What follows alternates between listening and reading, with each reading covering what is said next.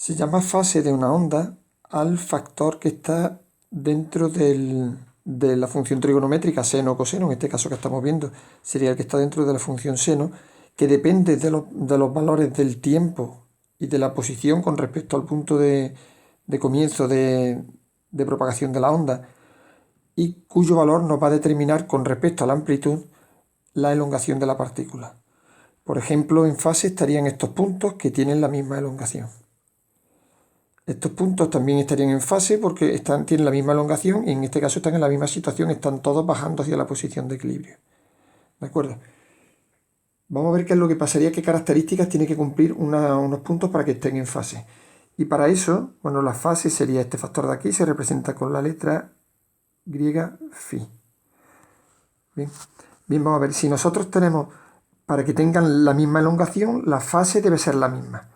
Entonces, como la fase va a depender del ángulo que nos dé, si por ejemplo tenemos este ángulo, que sería el ángulo alfa, veremos que la elongación, el valor del ángulo, para que vuelva a repetirse, tienen que pasar 2 pi radianes. Luego ese ángulo volvería a darme nuevamente la misma elongación. O este ángulo de aquí, que volvería a darme nuevamente la misma elongación. Luego la primera característica, o la característica que deben cumplir dos puntos para que estén en fase, es que la diferencia entre sus fases sea 2 pi radianes o un número entero de 2 pi radianes. Esta es la primera característica que deben cumplir dos puntos para estar en fase. Vamos a estudiar la característica que debe cumplir la distancia, y para eso vamos a ver, por ejemplo, un punto que esté en una posición X y otro punto que esté en otra posición, que va a ser X más incremento de X. Una distancia incremento de X más a la derecha. La fase del primer punto, phi sub 1, sería igual a W por T menos K por X. La fase del segundo punto sería igual a W por T menos K por X más incremento de X. Operando aquí se me quedaría que sería igual a Vt menos K por X menos K por incremento de X. Si nosotros vemos la diferencia de fase, vamos a poner que la diferencia de fase da lo mismo, vamos a poner que sería phi sub 1 menos phi sub 2, sería igual a Wt menos K por X, menos, y ahora sería todo este parámetro de aquí, que lo vamos a hacer ya directamente, cambiándole el signo, menos W por T, más K por X, más K por incremento de X. Y entonces me quedaría Wt y Wt, se iría, K y X. K por X y K por X también se me iría, y se me quedaría que la diferencia de fase debe ser igual a K por incremento de X. Si nosotros ahora tenemos en cuenta la expresión que hemos sacado, esta de aquí, con la expresión que acabamos de ver ahora mismo, se nos cumplirá que el incremento de fase, que sería igual a n por 2 pi radianes, va a ser igual a K por incremento de X. En vez de K, vamos a poner el valor de K, que sería 2pi partido por lambda. El 2pi y el 2pi se nos iría, y se nos quedaría por consiguiente que incremento de X sería igual a n longitud de onda. Y a n le vamos dando valores y me va a dar las distintas posiciones de los puntos que están en fase con el punto que nosotros tengamos. Luego los puntos que están en fase tienen que cumplir o que la diferencia de la fase sea igual a un número entero de veces 2 pi radianes, o que la diferencia, la distancia entre ellos sea un número entero de veces la longitud de onda. Se dice que dos puntos están en oposición de fase cuando se encuentran en un estado de elongación opuesto. Por ejemplo, si este es el punto, su opuesto sería este de aquí, donde tiene la misma elongación pero con signo negativo. Si tenemos este punto de aquí, le correspondería con este de aquí. ¿De acuerdo? Esa sería la condición que debe tener. Vamos a ver exactamente igual que hemos hecho antes, a ver las condiciones que tienen que tener los dos puntos del medio para que estén en oposición de fase. Para ello tenemos que, si nosotros tenemos este ángulo alfa, veremos que el que tiene el seno igual pero en sentido contrario sería este ángulo de aquí. Luego sería un ángulo de pi.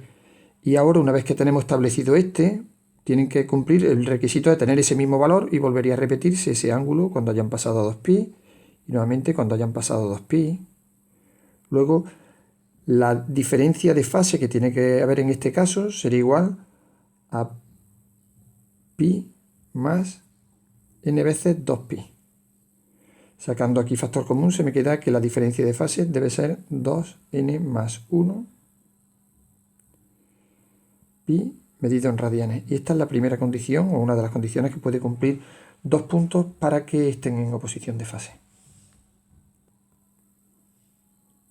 Para estudiar la segunda condición, lo mismo que hemos visto antes, tendríamos que